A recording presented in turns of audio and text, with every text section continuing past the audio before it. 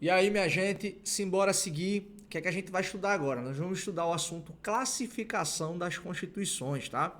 É um assunto que muita gente acha chato, porque de fato, eu já contei uma vez preparando aulas sobre o assunto, eu contei 48 classificações de autores brasileiros, cada um trazendo uma percepção, mas naturalmente existem aquelas que são corriqueiramente mais cobradas em prova, tá? Então não vou trazer aqui 48 classificações para vocês, eu vou trazer aquelas que normalmente aparecem em prova, para que a gente consiga responder a questão se isso aparecer no nosso concurso, beleza? Então já vou colocar na telinha de vocês aí, ó, para a gente começar a observar. Então, primeiro, quanto à forma, uma Constituição ela pode ser escrita ou não escrita, tá? Eu sei que para o brasileiro, para a nossa realidade aqui, de um documento escrito, né, que a gente pega na mão, bate, traidor da Constituição, traidor da pátria, etc., é difícil você observar essa discussão e dizer assim, oxente, Constituição não escrita? Como assim? A gente tem essa dificuldade de entender porque a nossa percepção de Constituição ela é de documento escrito, né? Mas existem experiências constitucionais que não se tem um documento escrito, né? Você não tem uma lei maior do país que se chama de Constituição.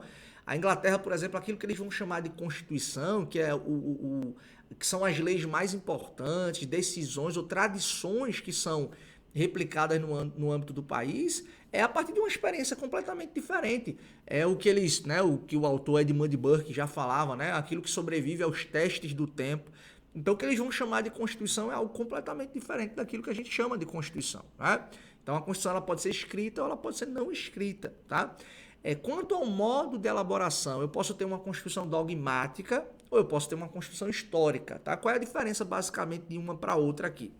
É que a chamada Constituição dogmática é aquela Constituição que ela é produzida num determinado tempo e espaço.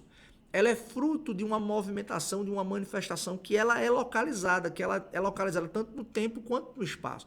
Então, ela é fruto de uma constituinte, ela é fruto de um congresso, ela é fruto de um poder específico que impôs a Constituição. Então, uma Constituição dogmática é aquela que é feita num dado momento, tá? Ela é como se alguns autores dizem que o trabalho é feito de uma só vez, tá? Mas a Constituição histórica, né, o processo de elaboração, o modo de elaboração sendo histórica aqui, é uma Constituição que ela não é feita de uma hora para outra. Ela é uma Constituição que vai se construindo no decorrer do tempo. A Inglaterra, por exemplo, além de ter uma Constituição não escrita, ela também tem uma Constituição histórica. Por quê? Porque faz parte daquilo que eles chamam de Constituição, a Magna Carta inglesa, Bill of Rights lá de 1688, 1689, que é a Carta de Direitos, né, que estava ali no contexto da chamada Revolução Gloriosa na Inglaterra, decisões, né, da sua corte, das suas cortes, práticas que são reiteradas no âmbito daquele país. Então, veja que a gente não tem aqui algo que é feito num determinado momento, num determinado contexto, um produto que é entregue, acabado e perfeito naquele contexto, né? A Constituição histórica ela ela vai evoluindo, a gente vai acrescentando a isso que nós chamamos de Constituição no decorrer do tempo, tá? Então, quanto ao modo de elaboração, Constituição dogmática ou Constituição histórica, tá? Veja, quanto à origem, e aí a gente normalmente aprende, a origem a Constituição pode ser promulgada ou ela pode ser outorgada. Ela é promulgada quando tem participação popular, seja direta ou indireta, e ela é outorgada quando há imposição, né? Quando o poder político, autoritário, o ditador impõe aquela Constituição. Mas eu queria que vocês tomassem muito cuidado com versões intermediárias entre a promulgada e a outorgada, que seria a Constituição pactuada ou cesarista também, tá? A Constituição pactuada, que eu trago como exemplo aí na tela, a Magna Carta inglesa de 1215, é uma espécie de Constituição que ela tem o seguinte, ela é feita fruto de concessões recíprocas ou mútuas de forças políticas antagônicas que se equivalem, tá? Vou repetir. O que seria uma Constituição pactuada?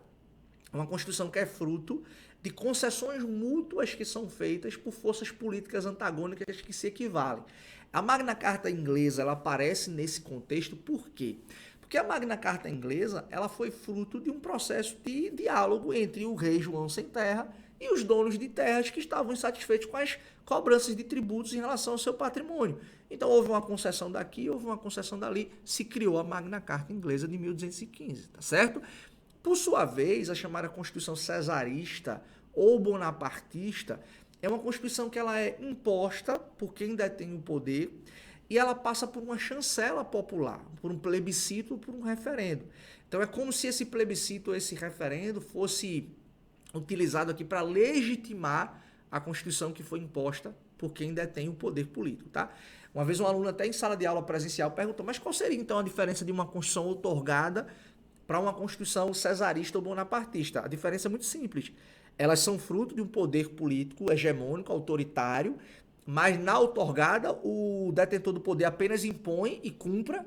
Na cesarista ou bonapartista se impõe o texto, mas aquilo vai passar por um plebiscito ou referendo. Nem que seja para apenas legitimar aquela determinada Constituição que está sendo imposta, tá certo? Então, essa aí é quanto à origem. Quanto à extensão, a Constituição ela pode ser analítica e ela pode ser sintética. A Constituição ela é sintética quando ela trata de assuntos essenciais, como organização do Estado, separação dos poderes e direitos fundamentais. Ela não avança em assuntos secundários ou que poderiam ser muito bem tratados a nível de legislação fora da Constituição, a nível de legislação infraconstitucional, tá? Por sua vez, a Constituição analítica é aquela Constituição que é extensa em termos de conteúdo, então ela trata dos mais variados temas, inclusive aqueles temas que não são considerados temas constitucionais ou essenciais, né? Como a organização do Estado, a separação dos poderes e os direitos fundamentais. Ela trata de vários outros assuntos, para além desses temas reputados aqui como essenciais, tá certo? Por sua vez, quanto ao conteúdo de uma Constituição, eu posso ter conteúdo formal e eu posso ter conteúdo material. O que seria o conteúdo formal dentro de uma Constituição? São todos aqueles dispositivos dentro de uma Constituição, dentro de um documento, que não se relaciona a isso que eu falei anteriormente, numa Constituição sintética, que não se relaciona à separação dos poderes, aos direitos fundamentais e à organização do Estado. Então, tudo que está dentro de uma Constituição, que não está dentro desses três temas, é um conteúdo formal. É conteúdo material de Constituição, aquilo que versa sobre direitos fundamentais, sobre separação dos poderes e sobre a organização do Estado, tá? Eu trouxe aí na tela de vocês o artigo 242, o parágrafo 2º da Constituição, que trata sobre o Colégio Pedro II, localizado na cidade do Rio de Janeiro, que será mantido na órbita federal. Minha pergunta para você é a seguinte: se esse dispositivo sai da Constituição e é tratado a nível de lei, a minha pergunta é a seguinte: qual é o nível de prejudicialidade dos valores constitucionais ocorreria? Alteraria alguma coisa na organização do Estado brasileiro, nos direitos fundamentais, se tivesse uma lei dizendo exatamente isso que a Constituição está falando aí? Então, isso é um típico exemplo de conteúdo formal. É um assunto que está dentro da Constituição, mas se não estivesse, não faria qualquer diferença, certo? Então, isso é o que diferencia o conteúdo material para o conteúdo formal, beleza? Aqui, ó, na sequência, então, a gente tem quanto à estabilidade ou modo de alteração. Essa classificação, ela diz respeito, pessoal, a como se altera uma Constituição. Se o procedimento é mais difícil, se o procedimento é mais fácil, se o procedimento é igual em relação à alteração de uma lei, né? Então, a doutrina costuma dizer que existem constituições imutáveis, que na verdade nem existem mais, né? Aquelas constituições que não tem qualquer mecanismo de alteração. Isso é inviável, porque com a evolução social e etc., tudo que você precisasse mudar, não sendo possível, teria que se criar uma nova Constituição, aí era a revolução o tempo todo, né? Existem as constituições super rígidas e rígidas, que são constituições que impõem um processo mais dificultoso de alteração em comparação à lei. É o caso do Brasil, por exemplo. Eu sei que você deve estar lembrando, daí o Brasil é o quê? É rígida, é super rígida, porque existe uma discussão doutrinária, pessoal, que é o seguinte: o que diferencia uma Constituição super rígida para uma Constituição rígida? O que diferencia é o seguinte: é que existem matérias numa Constituição super rígida que são super protegidas, né? E que não podem ser suprimidas do texto. E na Constituição rígida, não. As matérias, elas gozam de igual forma de proteção. Aí tem gente que diz que o Brasil é uma Constituição super rígida, tem gente que diz que o Brasil é uma Constituição rígida. O que eu nunca vi em prova é o examinador colocar, por exemplo, assim: o Brasil, quanto à origem, é promulgada e quanto à estabilidade é super rígida. E numa outra alternativa botar assim: o Brasil, quanto à origem, é promulgada e quanto à estabilidade é rígida. Eu nunca vi isso acontecer, porque os examinadores, eles sabem que existe essa divergência doutrinária e que a depender da corrente que você siga, você vai abordar de um jeito ou do outro. Então o examinador não pode abordar a divergência doutrinária, a menos que ele diga isso expressamente. Olha, na visão de fulano de tal, como é essa classificação aqui, tá? Então, em princípio, você tem que ter muito cuidado para saber o que vai assinalar ali na hora da prova.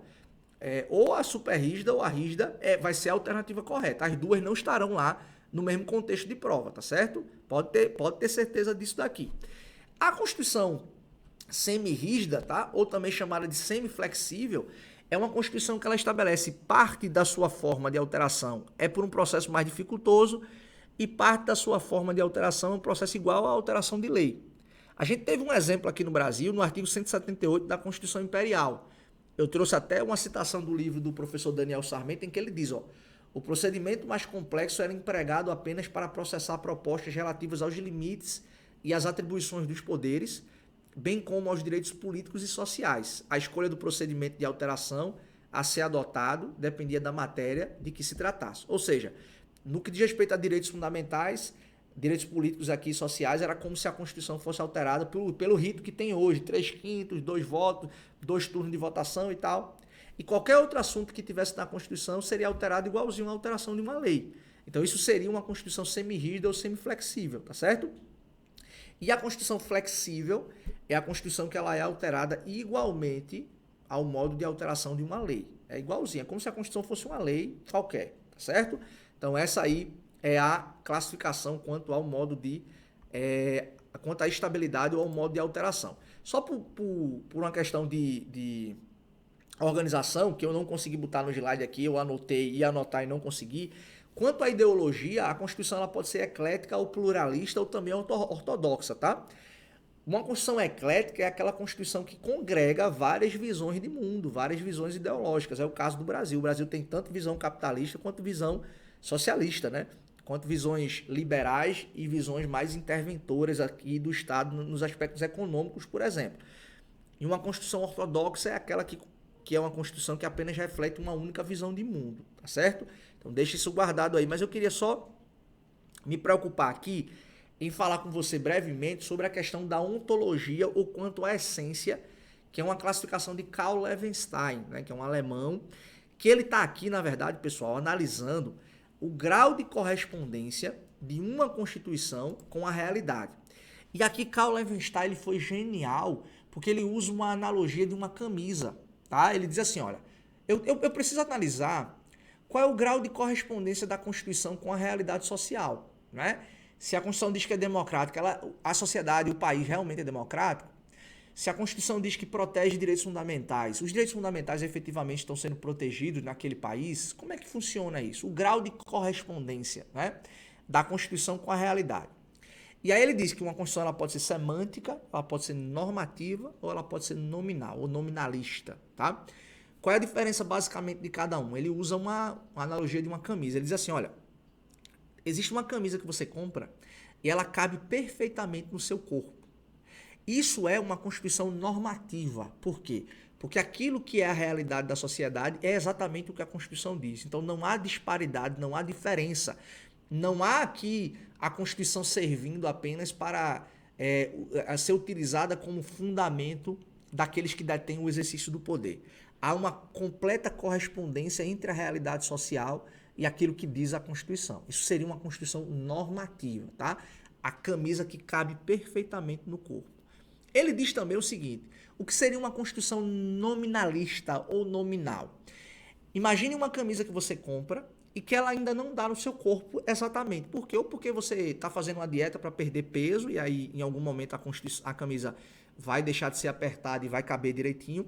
Ou, por exemplo, a camisa está muito folgada e você está fazendo uma dieta para ganhar corpo e aí em algum momento aquela camisa vai caber perfeitamente no seu corpo. Então isso seria uma Constituição nominal. Por quê? Porque ela ainda não tem uma correspondência com a realidade, mas ela está se encaminhando para algum momento ela ter essa perfeita consonância, tá? Essa é a Constituição nominal aqui, tá? O nominalista.